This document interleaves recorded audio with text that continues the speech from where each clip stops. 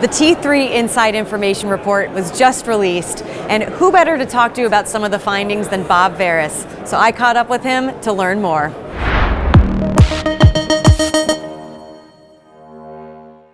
I think maybe the most interesting finding we got from the survey this year was that we almost literally every single category had a greater market share, greater market penetration, I should say, than it had the previous year, and that was a trend that carried over from the year before. So that means that more people are using more kinds of software, which is, I think that's encouraging, and we have no idea why. We can speculate, and one of the speculations is we never imagined that our survey would be a marketing vector, but I think more people are more aware of more options, and that may have translated into more people using more stuff. The most interesting top of mind thing for me, and there are a lot of people who might disagree with this, but there are certain categories that are underutilized. And some of them are now in the process of being re-energized, like Holistiplan re-energized the tax planning sector.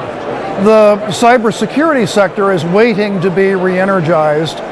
And on the other side, there are some categories where the consumer software trump the financial planning related software, if that makes sense. So like for document management, Microsoft and OneDrive and a variety of other consumer products were far more, all the market share was on the consumer side. And that does not bode well for the professional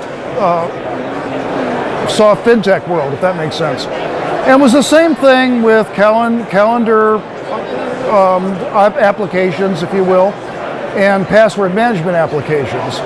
So, and then there were other categories which I think are, vastly underutilized.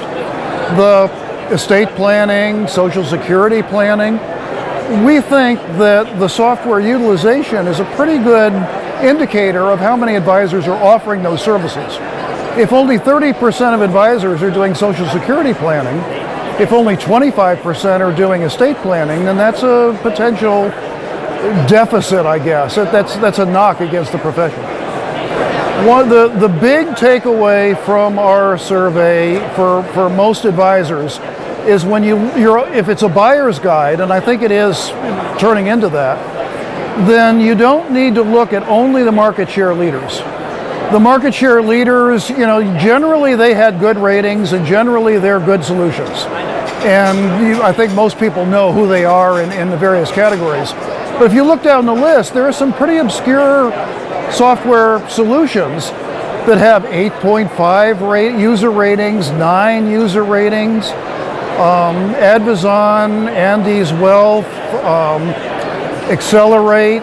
These are great solutions that are not well known because they're not well used, and so there's a kind of a chicken and egg thing that I hope our survey uncovers or unravels. So that makes sense.